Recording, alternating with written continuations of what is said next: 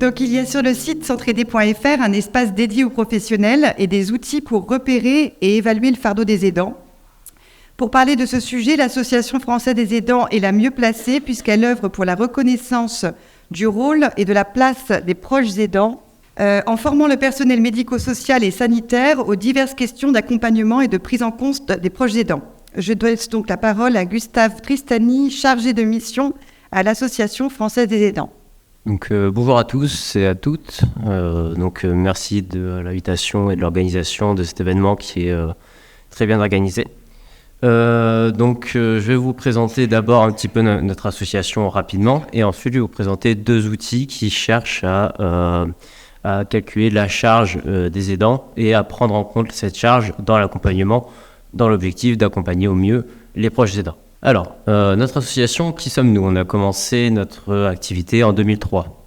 C'est-à-dire que ça va bientôt faire 20 ans qu'on est sur le sujet des aidants. On a été créé à l'occasion de la canicule de 2003, où il y a eu beaucoup de visibilisation du sujet des aidants, notamment avec des discours un petit peu moralisateurs sur leur place, leur rôle, notamment à cause des décès des personnes âgées durant cette canicule-là. Donc l'objectif de cette association a vraiment été de représenter tous les aidants de manière transversale, soit en complémentarité des associations de malades, des associations sur des maladies et des sujets spécifiques. L'idée, c'est on milite pour la reconnaissance de l'aidant dans sa double dimension, c'est-à-dire pas uniquement dans son accompagnement de la personne malade, mais aussi comme citoyen, comme personne faisant part de la société et ayant son propre droit au bonheur et à l'autodétermination, notamment avec l'idée d'aider à développer des dispositifs, que ce soit auprès des professionnels ou auprès des pouvoirs publics, des dispositifs qui permettent justement cette autodétermination et de choisir quelle implication ils souhaitent avoir dans leur relation d'aide. Voilà. Alors, le premier outil dont je souhaiterais parler, c'est le questionnaire Zarit. Donc, c'est un questionnaire qui est assez connu et qui est assez ancien. Il date notamment des années 80. Il a été co-inventé notamment par Monsieur Zarit, comme son nom l'indique, qui a donné le nom au questionnaire. C'est un questionnaire de 22 questions qui va traiter la charge, qui va essayer de saisir, la charge financière, émotionnelle et physique de la relation d'aide.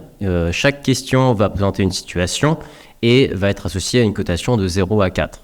0 va symboliser que cette situation n'arrive pas du tout et 4 que cette situation arrive très souvent. L'addition de ces différentes cotations va permettre d'avoir un score qui vont permettre de donner une grande échelle de la charge et du fardeau ressenti par l'aidant. Bien entendu, on ne va pas rentrer forcément dans les spécificités et dans le qualitatif. C'est un outil qui est très quantitatif, c'est à la fois son avantage et son inconvénient. Il a le gros avantage aussi d'être relativement rapide à passer en fonction des conditions de questionnaire. Il peut même être auto-rempli par l'aidant.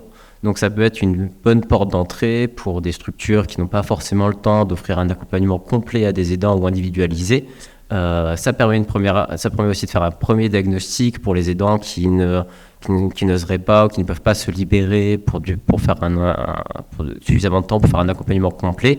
Eh bien, ça permet déjà au moins de faire un premier point, un premier diagnostic, une première orientation et un premier accompagnement justement vers d'autres structures et de voir pour le professionnel qu'est-ce qui pose souci et comment aider au mieux la personne accompagnée. Voilà, ça se présente de cette façon-là avec différents thèmes, différentes cotations, comme je le disais. Dans une autre démarche, nous avons aussi l'outil ROSA. Donc, c'est quelque chose qu'on a développé au sein de l'association, qui a un objectif beaucoup plus qualitatif. C'est-à-dire qu'on va avoir 17 items qui vont avoir une petite partie quantitative, mais aussi une grande partie qualitative. C'est-à-dire que ça ne va pas être un questionnaire directif, ça va vraiment être plus un entretien semi-directif qui s'intègre dans une démarche plus globale d'accompagnement des aidants et de prendre en compte tous les différents aspects de la vie. L'idée, c'est que cet outil ROSA serve de cadre, mais qu'il n'enferme pas dans la relation d'accompagnement. c'est d'éviter un aspect unilatéral de l'accompagnement où le professionnel est en surplomb par rapport à l'aidant. Il y a vraiment une idée de co-construction, un petit peu comme vous avez mentionné ce terme tout à l'heure, l'idée de co-construction avec de l'accompagnement pour que l'accompagnement ait du sens aussi pour l'aidant et que ce ne soit pas uniquement quelque chose de descendant qui ne se reconnaît pas forcément. Voilà.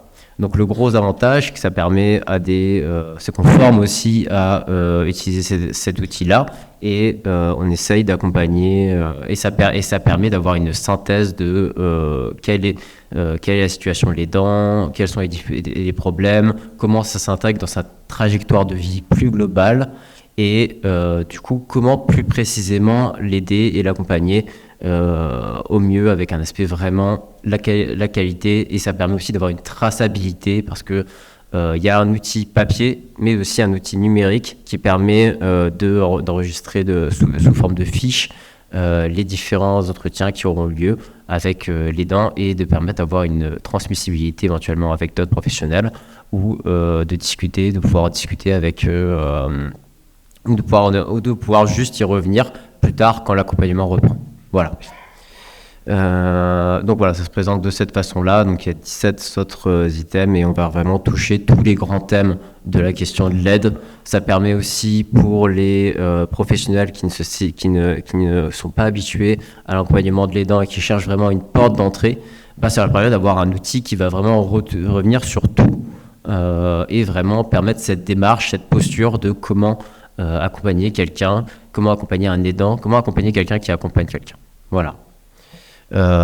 Donc, je vous remercie et je vous souhaite une bonne conférence. Et encore merci à Centre Aide.